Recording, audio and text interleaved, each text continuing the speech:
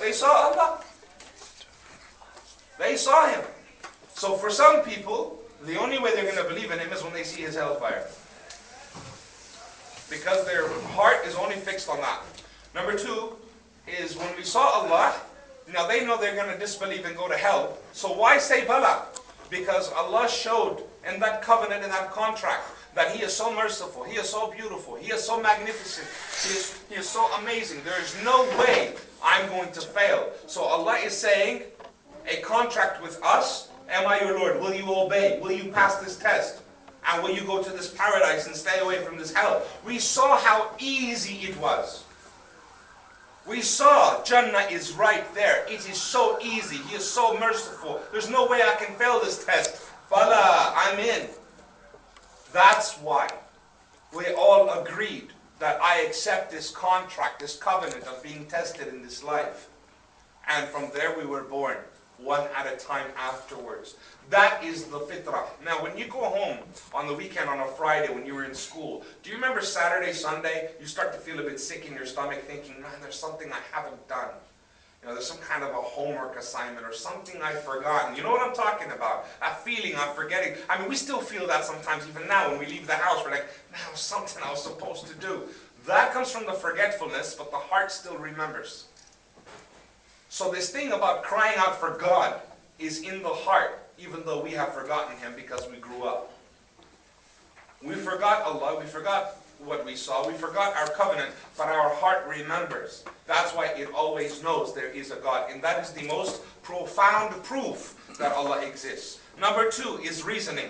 The best reasoning, when people say, well, let's see, can God really exist? Well, they use science and logic to say God does not exist. We use science and logic to more than explain that definitely God exists.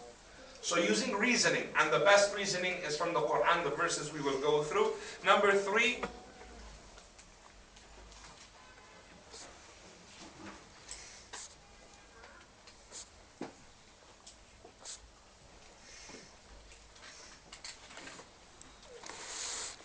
is physical evidences, miracles, physical issues that are existence around us. We'll talk about them as well. And number four is the most beautiful of all, is that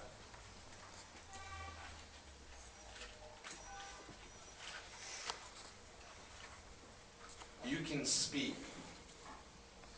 any way you want. You can even say it in your heart, not even say it out loud. And you know He hears you. That is the most amazing thing of all, is that He hears every dua, every prayer, every cry. And the person who cries it knows God hears it. Always knows that He hears it. Even the atheist who hates God and is angry with God will say, I prayed to Him, He didn't answer me. He doesn't deny Allah heard him. He hates it that Allah did not answer. There is a natural belief that everything I've said to God, He has heard me. Who taught people that? Who taught people that whatever you say, God hears you? Nobody. It is something that is natural. That is the fourth proof that God definitely does exist. So let's start with some of the verses from the Quran as evidences for existence of Allah. We already explained the fitrah, so let's start with Surah 52, verse 35, 36, and 37. Here in this verse is one of the best arguments for people who say, I don't know if God exists, or I'm not sure if God exists, or prove that God exists. Sometimes it's not proof that is needed. Sometimes you need to disprove. What I mean by that is,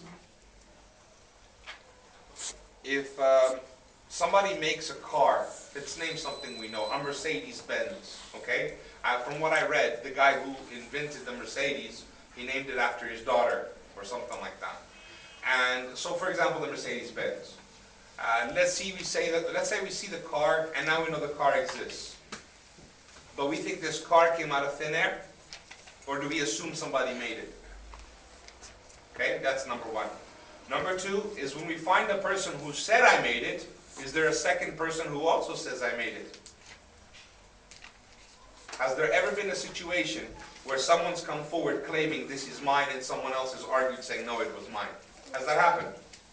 Yes, many times, yeah? And then what happens after that? What did they do? They go where? They go to court. They bring their evidences, and they prove who actually created it, who actually owns it, who actually is the owner of it. So for the Mercedes-Benz, for example, has anyone come forward and said, I made the Mercedes in opposition to the actual owner? Has that ever happened? No. If that happened, would anyone believe him today? Because everyone knows who the guy was who invented Mercedes. Well, here's the thing about God. When we talk about this verse in the Quran I'm about to read to you, the first thing you ask when people say, how do I know God exists? How can you prove He doesn't? Because He Himself says I exist. Somebody says I'm here and you say, no, you're not there. My eyes are closed. I can't see you. It doesn't work. And to prove that He's not a fake, has anyone else stood up and said, I am God? Has anyone else come up with a new concept of godliness, I should say, not imitation? People have imitated God. People have come out saying, I can do what God can do, and they haven't been able to. But has there been anyone to come out with a new concept similar to God? Never. That's what makes it unique. That's what we know. No man could have possibly come up with it out of nothing. So we read this verse and then I'll explain a bit. Allah Azza wa Jalla says to us in the nearest meaning, were they themselves created by nothing? Or were they themselves the creators who created themselves? Or did they create the heavens and the earth even? No, nay, but they have no firm belief. That's the problem. They have no firm belief. Or are they themselves, or are with them the treasures that your Lord has? Do they have access to the treasures of your Lord? Or are they the tyrants actually, with the authority to do as they like? When in reality, this last part of the ayah explains all people who rebel against Allah Azza wa Jal. The person who rebels against Allah, he is a tyrant, he is an oppressor. Who is he oppressing? Huh? Himself. He is a tyrant. Because the body does not belong to him. The body belongs to Allah. And he's oppressing his own body by stopping it from worshipping Allah. He is oppressing himself by saying God doesn't exist. And what makes him what gives him the ability to oppress is that Allah gives him the choice to do as he likes until he meets Allah. It's called respite. And that is a very dangerous thing to have. So Allah Azza wa Jal says, were they created by nothing, or were they themselves the creators, or did they create the heavens and the earth? Nay, but they have no firm belief, or even are with them the treasures of your Lord. And it's amazing that Allah says, are they, or is it within the treasures of your Lord? Because Allah Azza wa Jal, wherever He is, however He is in His majesty, He knows what treasures He has. He knows the Jannat He's created. He knows all of the other secrets of the universe.